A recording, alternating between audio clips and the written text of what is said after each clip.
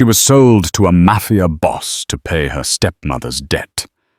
Cold calculating, confined to a wheelchair. He seemed like a prison she'd never escape. What she didn't know, the man who bought her, was hiding the deadliest secret in the city, and the moment she discovered it, she became the only person he'd ever trust. The rain hit my face like tiny bullets as my stepmother's nails dug into my arm.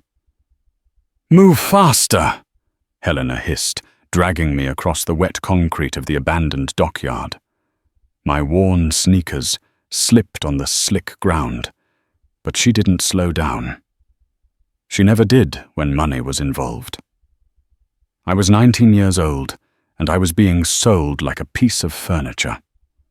The smell of salt water and rust filled my nose as we approached a circle of black SUVs. Their headlights cut through the darkness, making me squint.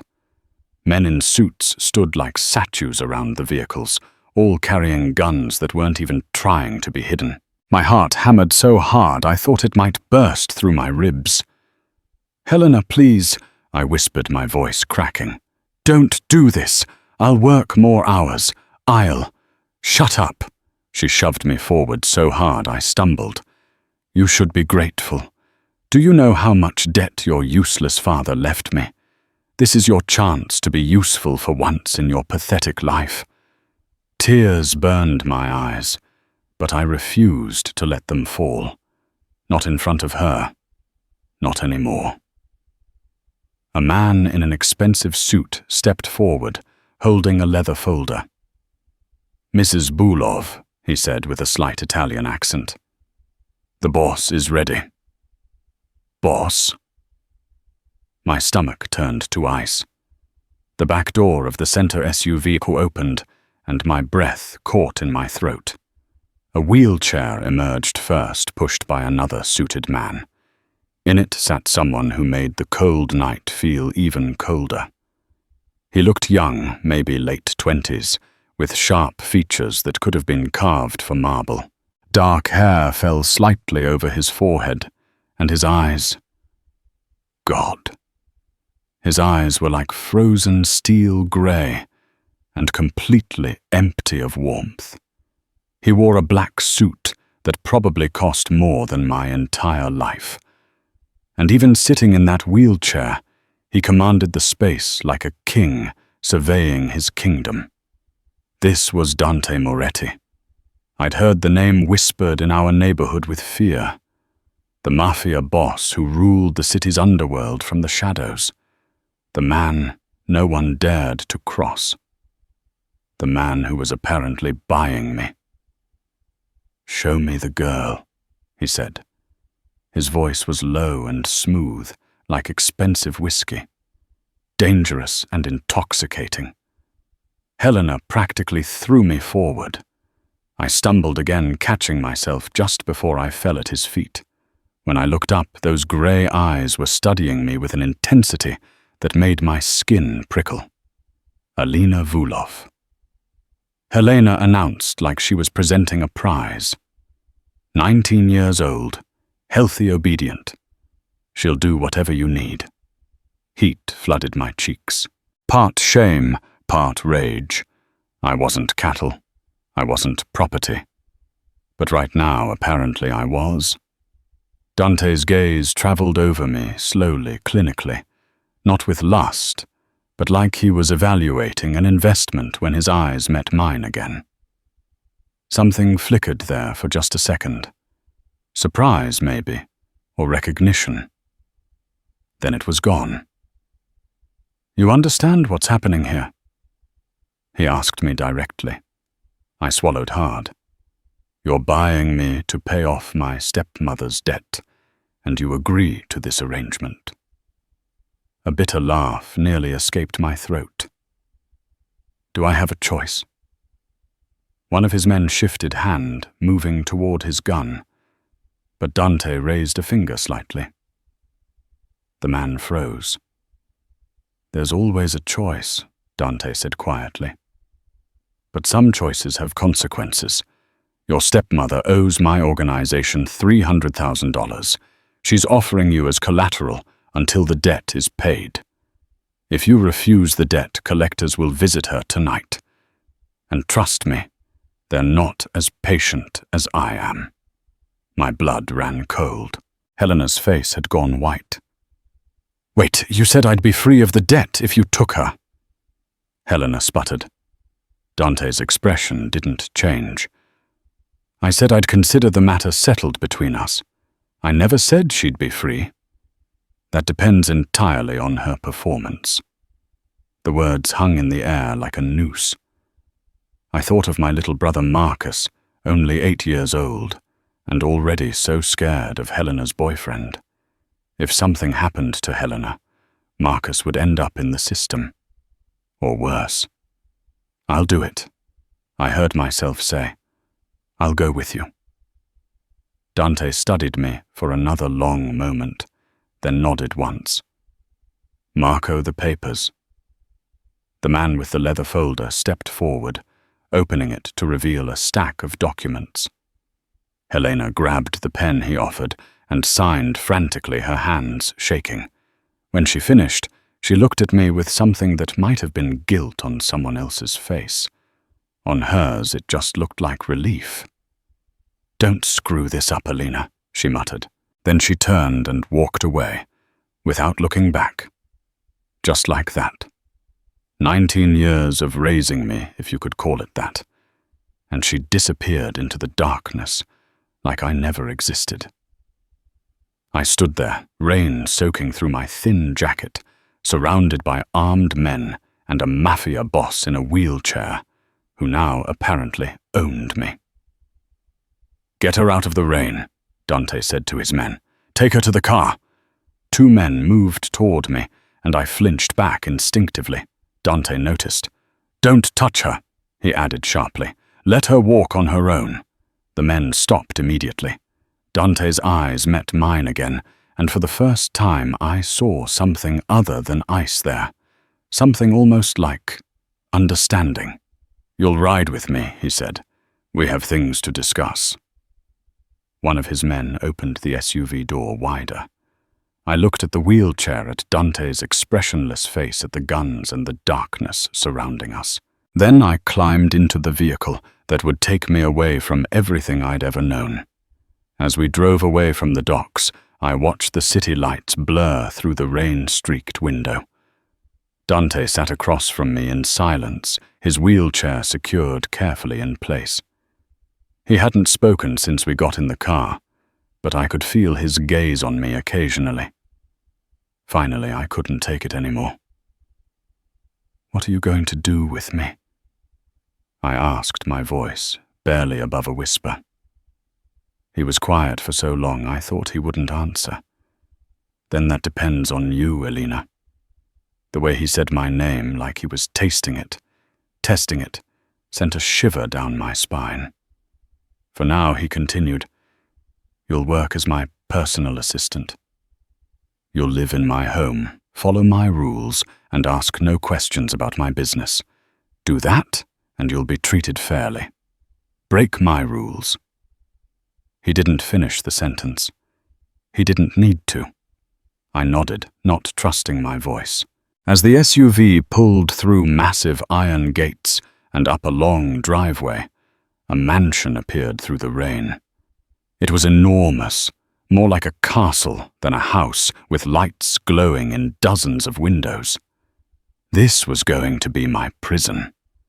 Or maybe I thought, as I caught Dante watching me again with those unreadable eyes, it was going to be something much more complicated than that. The car stopped and my new life began. I woke up to sunlight burning through unfamiliar curtains. For a moment, I forgot where I was. Then it all came crashing back. The docks, Helena's signature on those papers. Dante's grey eyes watching me, like I was a puzzle he hadn't decided whether to solve or throw away. The room around me was bigger than the entire apartment I'd shared with Helena and Marcus. A massive four-poster bed, silk sheets that felt like water against my skin. Furniture that looked like it belonged in a museum. Through the window I could see gardens that stretched on forever. A prison could be beautiful. That didn't make it any less of a prison. A sharp knock on the door made me jump. "Miss Volov." A woman's voice called, "Mr. Moretti requests your presence in his office in 30 minutes. I scrambled out of bed, my heart racing. "Okay, I'll be ready." Footsteps walked away, and I rushed to the adjoining bathroom. It was marble and gold, with a shower that had more buttons than I knew what to do with. I washed quickly, painfully aware of the clock ticking. My clothes from last night had been cleaned and folded on a chair, but next to them sat new ones, simple black pants and a white blouse. Professional like a uniform, like a servant's clothes. I dressed fast and found my way downstairs, following the sound of voices.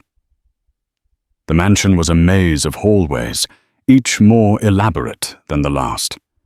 Paintings worth millions probably lined the walls. Men in suits stood at strategic corners, all armed, all watching me with blank faces. "You're the new girl," one of them said as I passed. Not a question, just a fact. I kept walking. Dante's office was behind double doors at the end of a long corridor. I knocked softly. "Enter." He sat behind an enormous desk, still in his wheelchair, reviewing documents with the same intense focus he'd used to study me last night. Morning light made his features sharper, somehow more dangerous. "Sit," he said without looking up. I took the chair across from him. My hands folded in my lap to stop them from shaking. He finally looked up, and those grey eyes pinned me in place. "You slept well?" "Yes, thank you." "Good. Because your work starts now." He pushed a tablet across the desk. "These are the rules. Read them. Memorize them. Break any of them, and there will be consequences." I picked up the tablet with trembling fingers. "Rules for Alina Volov. No phone calls or outside contact without permission. No questions about business matters. No entering the East Wing without explicit instruction. No leaving the property without escort. Complete all assigned tasks without complaint. Report to Mr. Moretti's office every morning at 8 a.m. Speak to no one about what you see or hear in this house." The list went on. 20 rules total. Each one a chain around my neck. "Do you understand?" Dante asked. "Yes, your job is to organize my files, manage my schedule and handle correspondence. You'll work from the desk in the corner." He gestured to a smaller desk near the window. "You start now." I stood moving to the desk he'd indicated. It was already piled with folders, each labeled with dates and codes I didn't understand. For the next several hours I worked in silence. Dante made calls in Italian, his voice switching between calm and deadly without warning. Men came and went, all of them, treating him with a fear that bordered on worship. One man literally trembled when Dante signed a document and slid it back across the desk. "Tell Russo if he's late on another payment, he won't need to worry about deadlines anymore," Dante said quietly.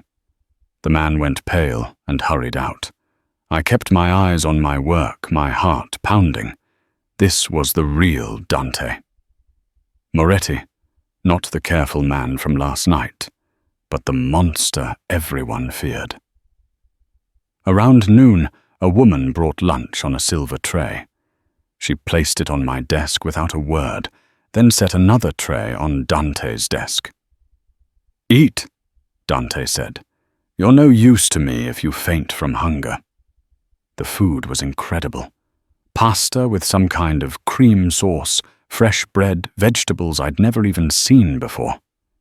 I ate slowly, aware of him watching me occasionally between his own bites. "You're wondering why I bought you," he said suddenly. I froze, fork halfway to my mouth.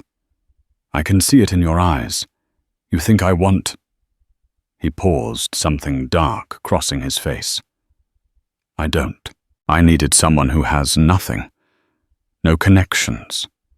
No loyalty to anyone in this world. Someone completely isolated. Why, the words slipped out before I could stop it. His jaw tightened. That's a question. Rule number 2. Insult, don't apologize. Just obey. We finished eating in tense silence. When the woman came to collect the trays, Dante pressed a button on his desk. A section of the bookshelf slid open, revealing a bank of security monitors. This house has cameras everywhere, he said, wheeling closer to the screens. I see everything. Every hallway, every room, every conversation. Remember that I stared at the monitors, showing different parts of the mansion. Guards patrolling servants, cleaning a garden where more armed men walked the perimeter. Then one camera caught my attention. It showed a hallway I didn't recognize, darker than the others, with a heavy steel door at the end. That's the East Wing, Dante said, following my gaze. You'll never have reason to go there. Forget you saw it, but I couldn't forget. Because as I watched, a shadow moved across that screen, just for a second, like someone walking past the camera. Someone who shouldn't be there. When I glanced at Dante, he was already turning away, wheeling back to his desk, as if nothing had happened. But I'd seen the tension in his shoulders, the way his hands gripped the wheelchair arms just a little too tight. He was hiding something in that East Wing, and somehow I knew my life depended on never finding out what it was. 2 days of working for Dante taught me 3 things. First, he never slept. I'd see lights in his office at 3:00 in the morning when I got up for water. Second, everyone in this mansion was terrified of him. Even the head of security, a man built like a tank, spoke to Dante in whispers. Third, Dante never left his wheelchair. Not once, not even to reach something on a high shelf. He'd call someone to get it for him. It should have made him seem weak. Instead, it made him seem more dangerous, like a caged tiger that didn't need to move to kill you. On my 3rd morning, everything changed. Take these to the archive room, Dante said, handing me a stack of folders. East Wing, 2nd floor. Marco will show you. My heart skipped. The East Wing, the place I was supposed to forget about. Marco. The same man who'd held the papers the night I was sold nodded curtly. Follow me. Stay close. We walked through corridors I hadn't seen before, each one progressively darker. The expensive paintings disappeared. The marble turned to plain concrete. It felt like descending into a different world. Here, Marco said, opening a door to a room filled with filing cabinets. Put them in cabinet 7 alphabetically. Don't touch anything else. I'll be right outside. He closed the door, and I was alone. I filed the folders quickly, my hands shaking slightly. Something about this wing felt wrong. Too quiet. Too cold. As I finished, I heard it. Footsteps. Not the heavy boots of guards or the soft shuffle of servants. These were quick, confident, coming from somewhere above me. I froze, listening. The footsteps moved across the ceiling, steady and strong, like someone walking normally, but that was impossible. This was the 2nd floor. There was nothing above me except the roof, unless there was a 3rd floor no one talked about. The footsteps stopped, then started again, moving in a different direction. My curiosity burned hotter than my fear. I cracked open the door. Marco was at the end of the hallway, talking on his phone with his back to me. I slipped out and moved in the opposite direction. The hallway stretched ahead like a throat waiting to swallow me. Dim bulbs flickered overhead. I passed empty rooms with covered furniture, a storage closet, a bathroom that looked like it hadn't been used in years. Then I saw it. At the very end of the hall, stood a door, different from all the others, steel reinforced with a keypad lock that glowed red, and something else, a camera, pointed directly at it. I stepped closer, my pulse hammering in my ears. Behind that door, I heard them again. Footsteps clear as day. Walking, not rolling. My mind raced. Dante was wheelchair-bound. Everyone knew that. But those footsteps. What the hell are you doing here? I spun around. Marco stood 5 feet away, his hand on his gun. His face was dark with anger. I got lost, I stammered. I was looking for the bathroom. The bathroom's on the 1st floor. You know it is. He grabbed my arm hard enough to bruise. This area is forbidden. Didn't you read the rules? I'm sorry. No excuses. He dragged me back down the hallway, his grip like iron. Mr. Moretti will hear about this. My stomach dropped. Please don't. It was an accident. I swear I won't. Save it. He hauled me back to Dante's office and knocked sharply. Enter. Marco shoved me inside. Dante sat behind his desk, reviewing something on his laptop. He looked up, his expression unreadable. She was in the restricted area, Marco said, near the sealed room. Dante's eyes locked onto mine. The temperature in the room seemed to drop 10 degrees. Leave us, he said quietly. Marco hesitated. So protocol says, leave us. Marco left, closing the door behind him. The silence stretched like razor wire. Dante closed his laptop and folded his hands on the desk. When he finally spoke, his voice was soft. Dangerously soft. What did you see? Nothing. I got lost. I didn't mean to. What did you see? My mouth went dry. A door. Just a door. Did you hear anything? I hesitated a second too long. His jaw clenched. I could have you killed for breaking that rule. Do you understand that tears pricked my eyes, but I refused to let them fall? Yes. Then why did you do it? I heard footsteps. I blurted out from above the archive room. I thought someone might be in trouble. Something flickered across his face. So please fear. It vanished as quickly as it appeared. You heard old pipes, he said coldly. This mansion is over 100 years old. It makes noises. That's all you heard. But it sounded like that's all you heard. Each word was sharp as a knife. Am I clear? I nodded, not trusting my voice. He wheeled around his desk, stopping inches from my chair. Up close, I could see the tension in his shoulders, the tightness around his eyes. He was angry, yes. But underneath that, he was afraid. You will never go to the East Wing again unless I explicitly order it. He said, you will forget that door exists. You will forget those sounds. If I hear that you've mentioned this to anyone, you'll disappear. Do you understand? Yes, get out, or something. Get out. I practically ran from the office. That night I couldn't sleep. I kept seeing that steel door, hearing those footsteps, Dante's fear. Around midnight, I went to my window for air. My room overlooked a private balcony on the floor below Dante's balcony. I'd learned movement caught my eye. A figure stood there in the moonlight, tall, moving smoothly across the space, walking. My breath stopped. Then the figure turned, and I saw his face clearly. Dante, standing, walking, moving like there was nothing wrong with his legs at all. I jerked back from the window, my heart exploding in my chest.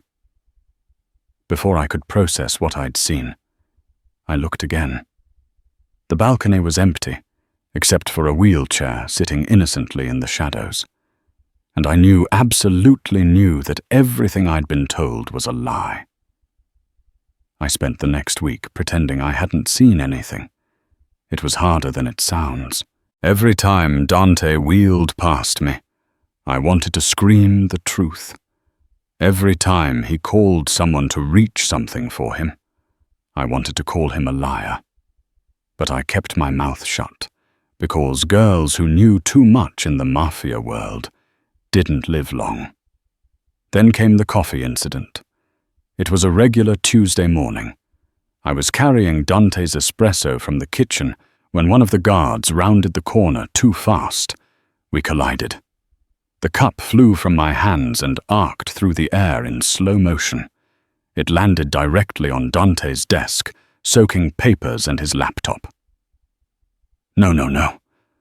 I grabbed napkins, frantically dabbing at the spreading brown stain. I'm so sorry.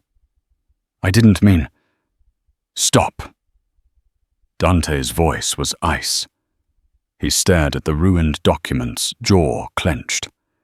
These were originals, irreplaceable contracts. My hands shook. I'll fix it. There has to be something. Go to the storage room. 3rd floor. There are cleaning supplies that might save the leather portfolio. He pointed to a door I'd never noticed before. Through there, the elevator's behind the bookshelf. 3rd floor, turn left. I ran. The bookshelf swung open with a soft click, revealing a sleek metal elevator. I stepped inside and pressed the button marked 3. The doors closed, but the elevator didn't go up. It went down. My stomach lurched as we descended. The doors opened to reveal something impossible. A massive underground office, all glass walls and steel beams and computer monitors everywhere. It looked like a command center from a spy movie. Banks of screens showing security feeds, maps, financial data streaming in real time. And in the center of it all, visible through a glass wall, stood Dante standing. He wore tactical gear instead of his usual suit. No wheelchair in sight. He moved around a table covered in blueprints, pointing at details, while 5 men in masks listened intently. His movements were fluid, powerful, like someone who'd never been injured a day in his life.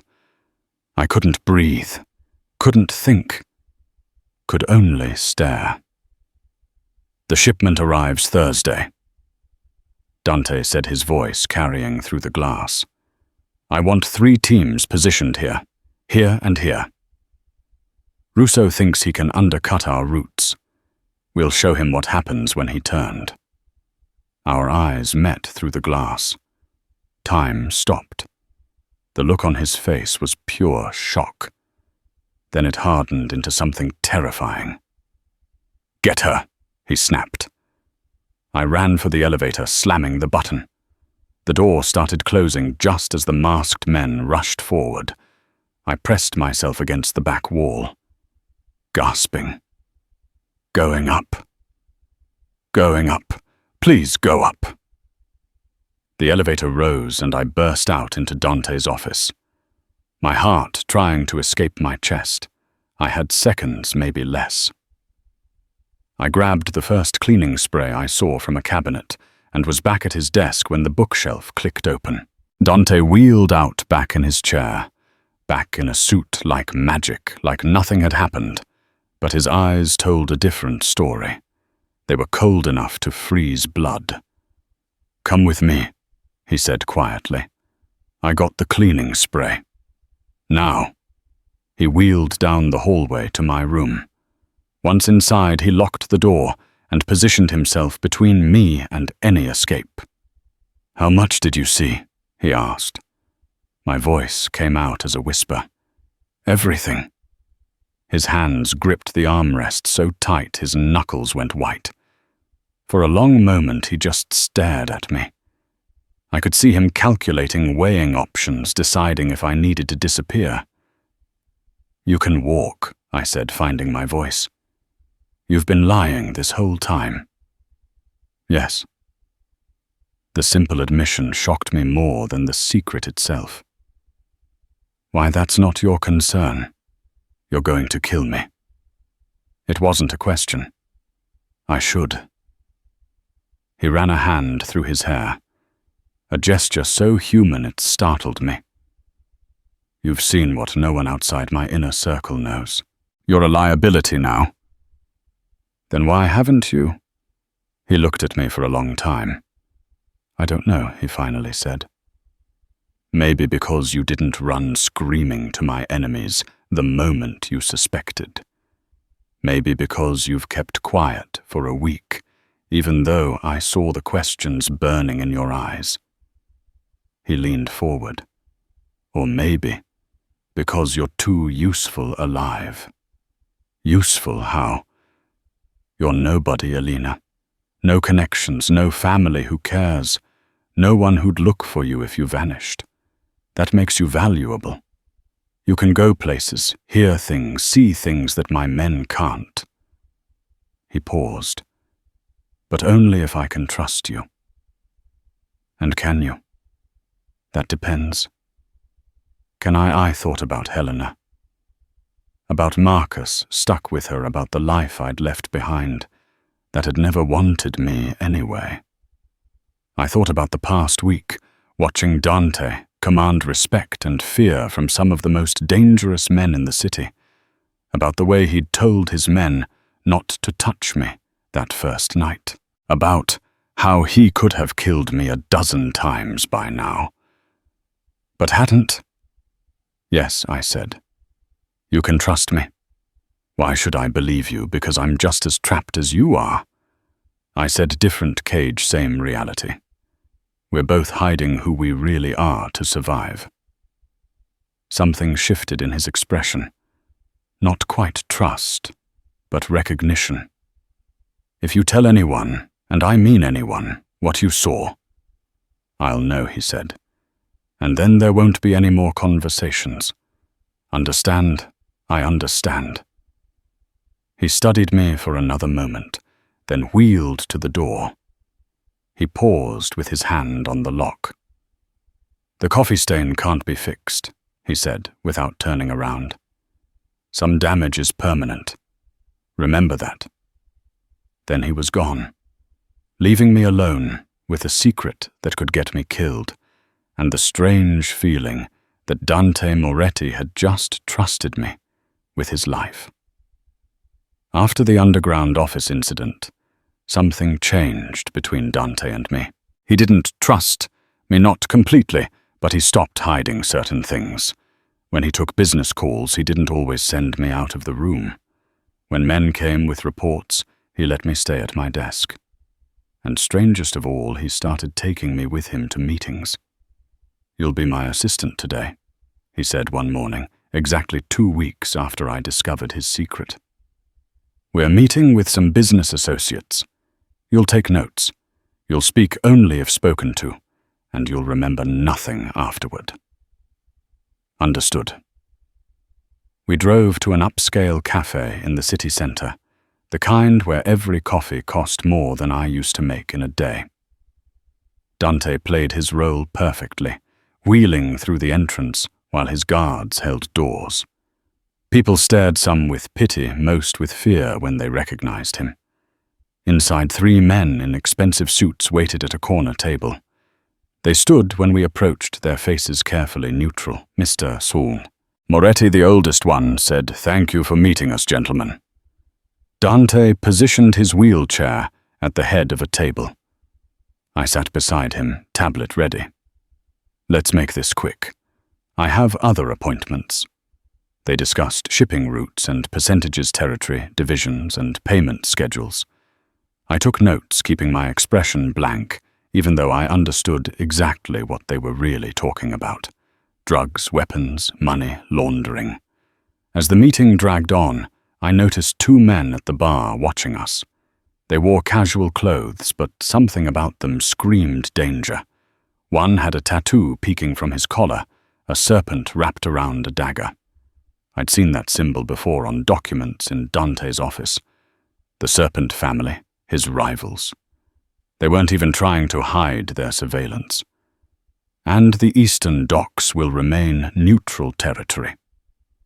One of the suits was saying, "We can agree on that. Yes, for now," Dante replied. But only if one of the men at the bar stood and walked past our table. As he passed, he spoke just loud enough for me to hear. Such a shame about the heir who survived. Someone should finish what his family started. My blood turned cold. He kept walking, disappearing into the bathroom.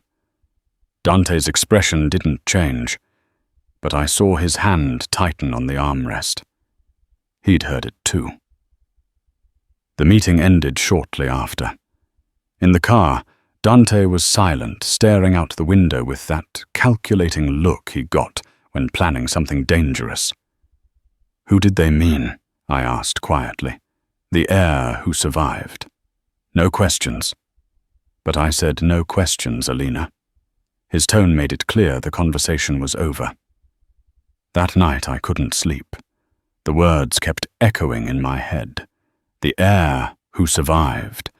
It had to be connected to why Dante hid his ability to walk, to why he lived in constant fear of discovery. Around midnight, my phone buzzed. I stared at it in shock. I wasn't supposed to have a phone.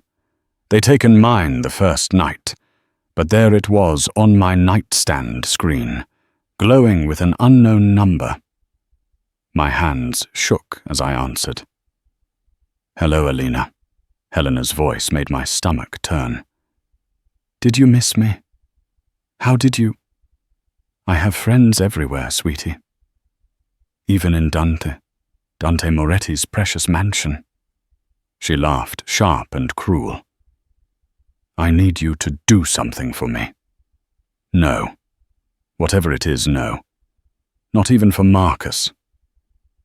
My heart stopped. "What did you do?" "Nothing yet. But my boyfriend's been getting impatient, says the boy eats too much, costs too much money. I keep telling him Marcus is valuable, but..." She paused dramatically. "I need insurance money, and you're going to get it for me." "I don't have access to money here, but you have access to information. Dante's business deals, his contacts, his schedules." Her voice hardened. "You're going to tell me everything you learn. Account numbers, meeting locations, shipment times. Or Marcus learns what it's like when my boyfriend gets really angry. Tears burn my eyes. Please don't do this. You have 3 days to give me something useful. I'll call again." She hung up. I sat there in the dark, the phone hot in my hand. Marcus was only years old. He'd done nothing wrong. And now he was leveraged to turn me into a spy against the one person who'd show me any kind of protection. I should have thrown the phone away. Should have told Dante immediately. Instead, I hid it under my mattress and stared at the ceiling until dawn. The next morning, Dante seemed distracted. He made calls in rapid Italian, his voice tense. Something was happening. Something big. "There's a gala this weekend," he said suddenly. "High society. All the major families will be there. I'm attending, and you're coming with me. A gala. Why would I need someone I can trust watching my back?" He looked at me intently. "Can I trust you, Alina?" Helena's threat rang in my ears. Marcus's face flashed through my mind. Yes, I lied, hating myself. "You can trust me." He studied me for a long moment, and I was terrified. He could see right through me, but finally he nodded. "Good, because the Serpent family will be there. And if what I heard at the cafe is true, they're planning something." His eyes went dark. "They think I'm weak, that I'm easy prey, because of this wheelchair. It's time to show them exactly how wrong they are." I swallowed hard, caught between 2 impossible choices. Betray Dante and save my brother or stay loyal and let Marcus suffer.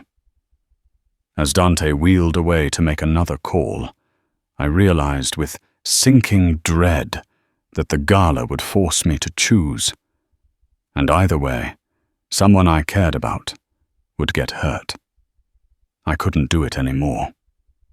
For 2 days I'd avoided Dante's eyes, terrified he'd see the guilt written across my face. Helena had called twice more, each time with new threats. Each time I told her I was working on it, but I couldn't betray him. Not after everything. The night before the gala, I made my decision. I would go to the underground office and find something, anything that would help me understand who Dante really was.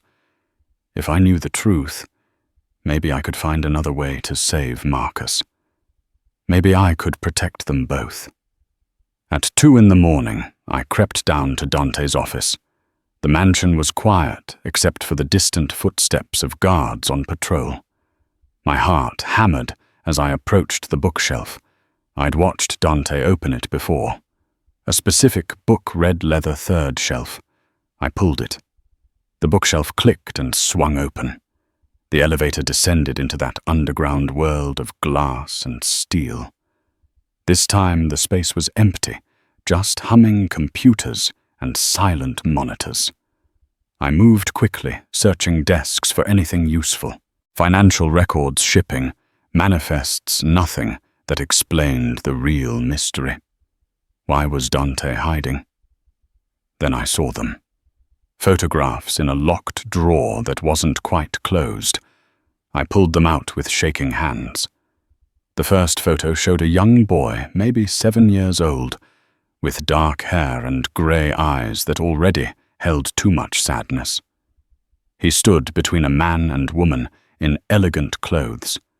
A family portrait, but the name on the back made my blood freeze. The Bellini family. Last photo before the massacre. I shuffled through more photos. Newspaper clippings. Bellini estate attacked. Entire family killed. No, but there had been a survivor. The boy in a photo was Dante. I was hoping you wouldn't come down here. I spun around. Dante stood in the elevator doorway. Stood, not sat wearing dark clothes, his expression unreadable. I can explain. I started. Can you? He walked toward me, each step deliberate. Or are you looking for information to sell? Is that why you've been so nervous? Someone got to you.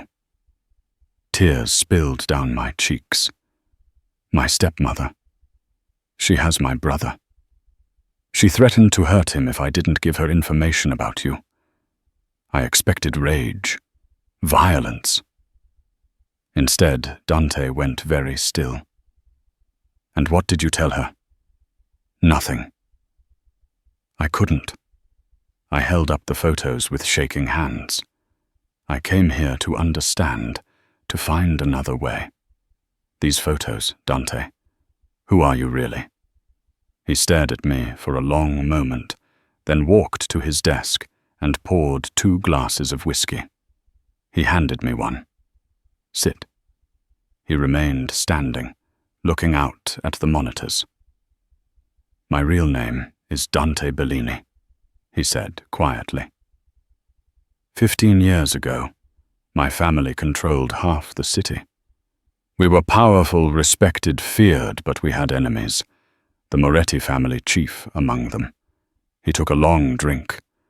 One night they came, burned our estate, killed my parents, my sister, everyone. I was 12 years old. A guard hid me in a storage tunnel. I heard them die. Every scream, every gunshot. My hand covered my mouth.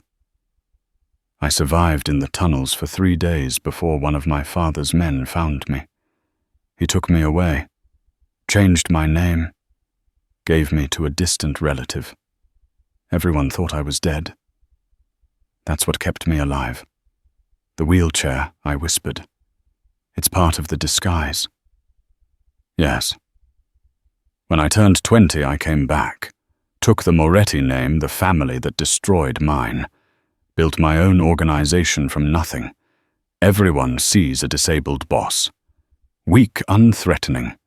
They never suspect that Dante Moretti is actually the Bellini. His jaw clenched. For 15 years, I've been gathering power, waiting for the right moment to reveal the truth and take everything back. The gala, I said the Serpent family. They know someone leaked information. They're planning to kill me before I can expose them. He turned to face me. That's why I need to know. Alina, can I trust you? Because if I can't, I need to know now. I stood, legs shaking. My brother is 8 years old. My stepmother will hurt him if I don't cooperate. I came here to find a way to save you both. Fresh tears fell.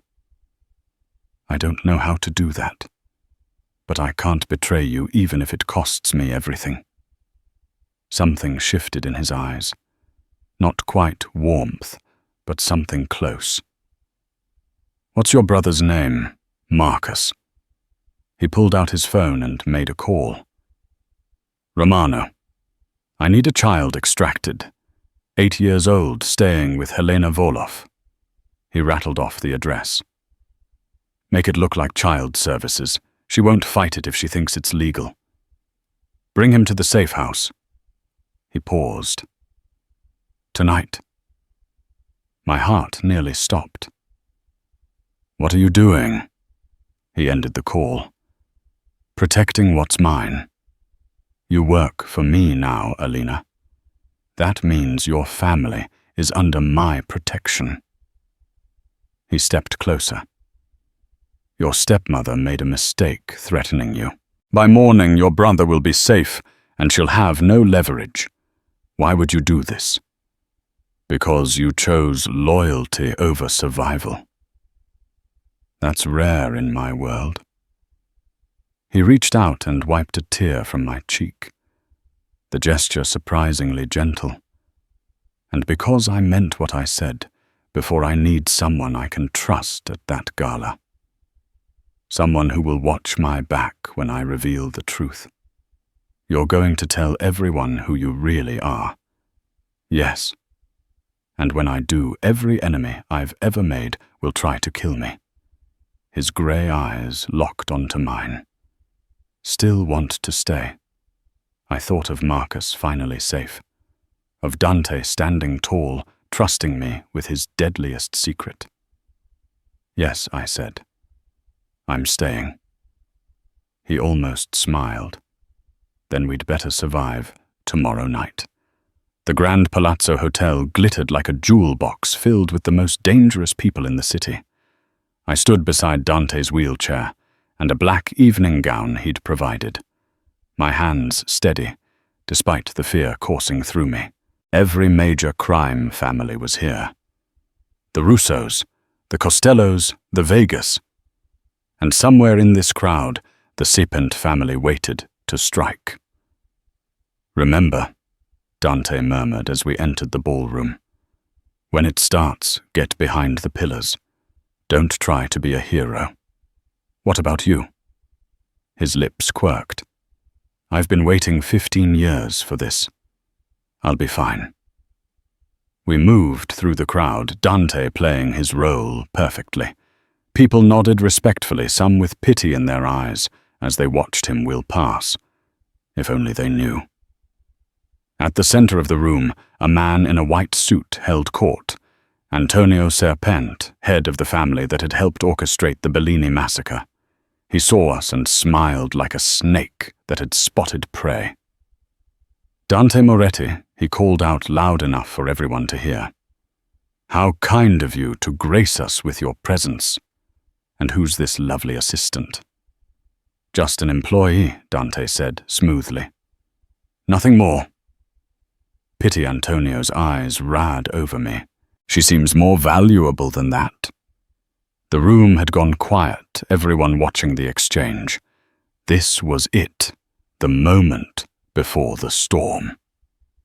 I actually came to make an announcement, Dante said, his voice carrying across the ballroom. One that's 15 years overdue. Antonio's smile faltered.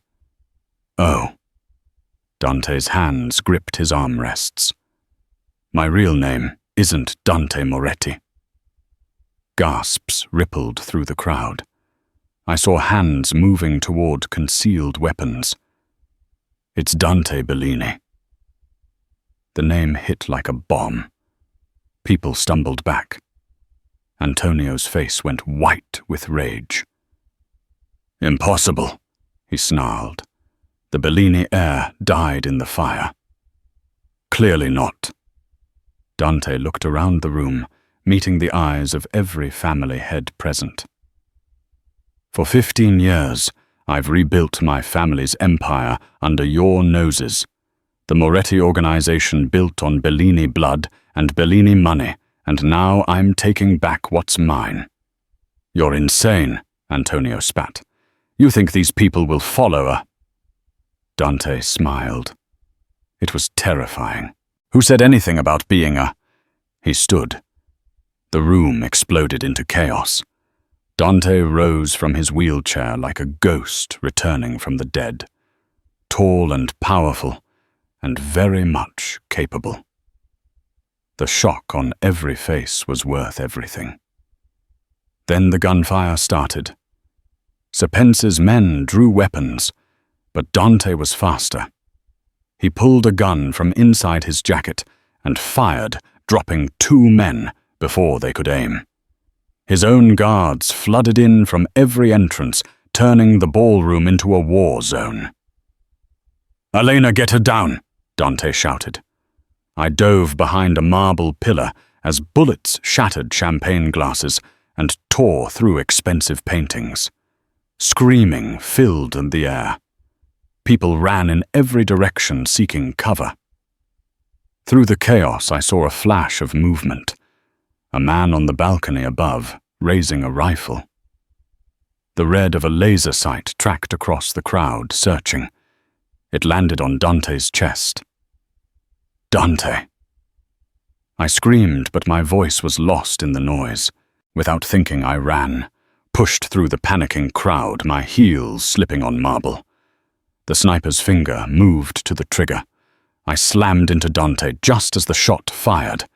Pain exploded across my shoulder as we crashed to the ground together. Hot burning.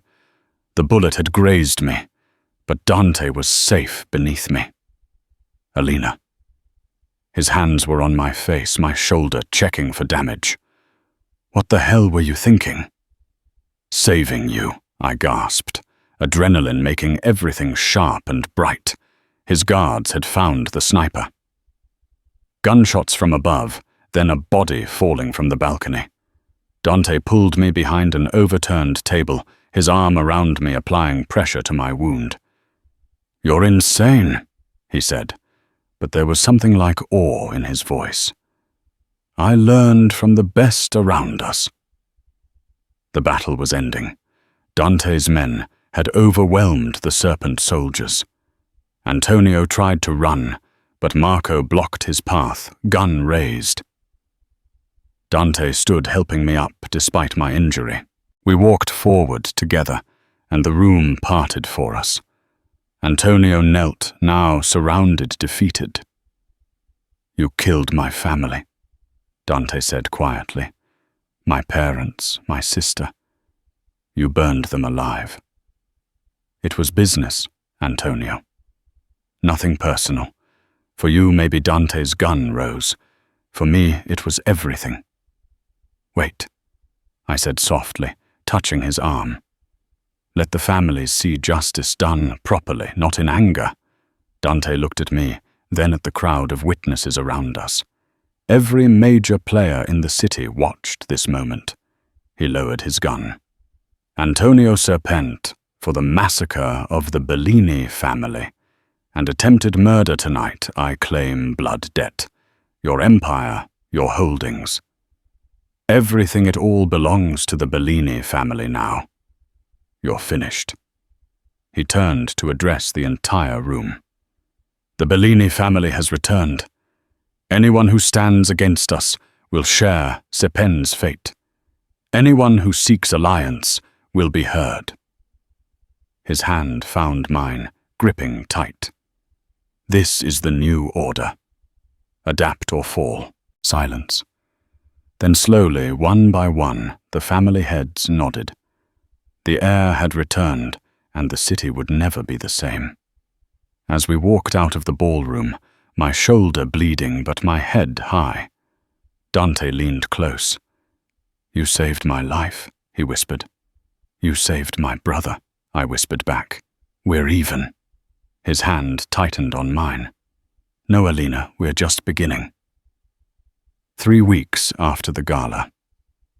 I stood on Dante's private balcony, watching the sunrise paint the city gold. My shoulder had healed, leaving only a thin scar, a permanent reminder of the night everything changed. The night a souled girl became something more. The city below was different now, quieter.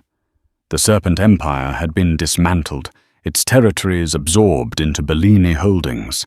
Antonio rotted in a prison, Dante controlled alive but powerless. A worse fate than death for a man like him. "You're up early." I turned. Dante walked onto the balcony, carrying 2 cups of coffee, moving with the easy confidence of someone who no longer needed to hide. He'd burned the wheelchair the morning after the gala, burned it in the courtyard while his men watched, a symbolic end to 15 years of deception. Couldn't sleep. I admitted taking the coffee he offered.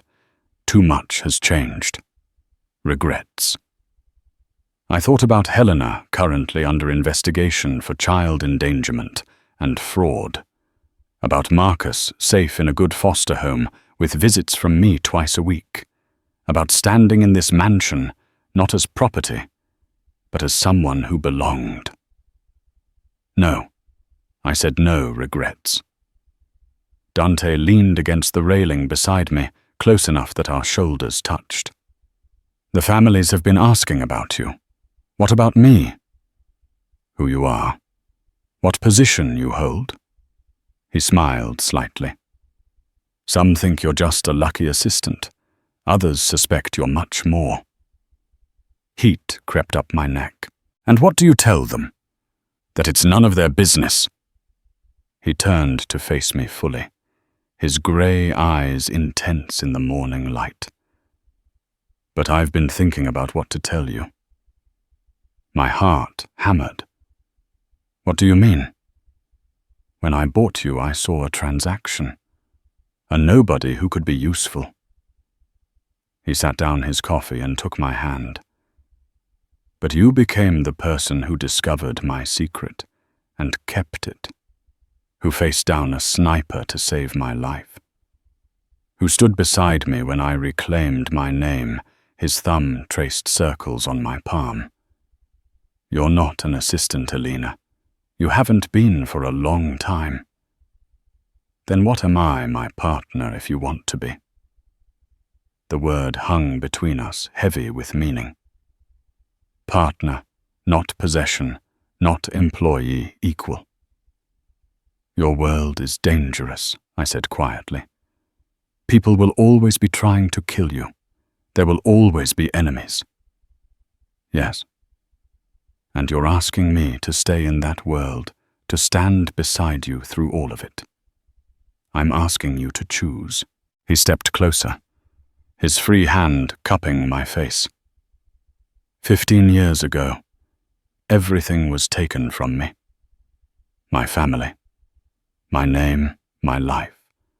I spent all this time focused on revenge, on taking back what was mine. But you, his voice softened. You made me remember what it feels like to trust someone, to care about someone beyond strategy and power. Tears pricked my eyes. "Dante, I'm not good at this," he continued.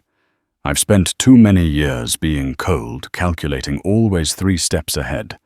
But with you, I want to try being something else. something more. I thought about the girl who'd been dragged to those docks, terrified and alone. She'd been sold like property, handed over to a monster, except the monster turned out to be a man. Complicated, damaged, but capable of surprising gentleness. "I choose you," I whispered. "I choose this life. All of it." His smile was real this time, transforming his face, even knowing what it costs. Especially knowing I rose on my toes and kissed him, soft at first, tentative, then deeper, as his arms wrapped around me, holding me like something precious. When we broke apart, the sun had fully risen, bathing everything in warm light. "So what happens now?" I asked. "Now?"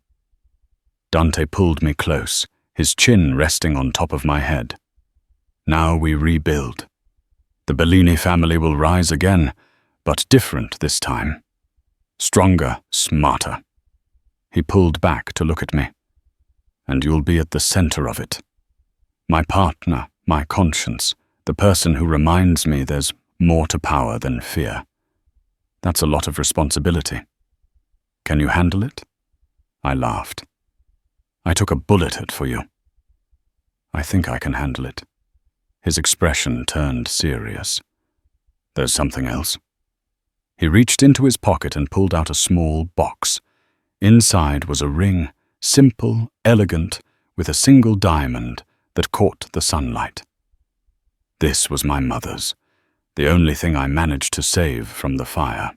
My breath caught. "I'm not asking you to marry me," he said quickly. "Not yet. We barely know each other outside of crisis and chaos. But I want you to have it as a promise that when the time is right, when we've built something stable and lasting, I'll ask properly." I took the ring with shaking hands. It felt like history, like hope. "I'll keep it safe," I promised, "until you ask, and when I do, I slipped the ring onto my right hand, where it fit perfectly. Ask me properly, and find out." He laughed. A real, genuine sound I'd never heard before.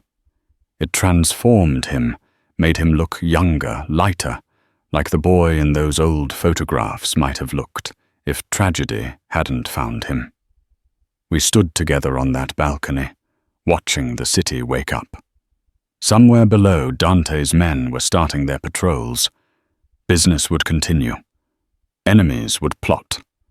Life would go on in all its dangerous complexity. But up here in this moment, we were just two people who'd found each other in the darkness and chosen to face the light together. "Ready to change the world?" Dante asked. I laced my fingers through his. "With you, always the once hidden heir, and the souled girls stood together as equals, ready to reshape their empire into something new, something better." And as the sun climbed higher, burning away the last shadows, I knew this was just the beginning of our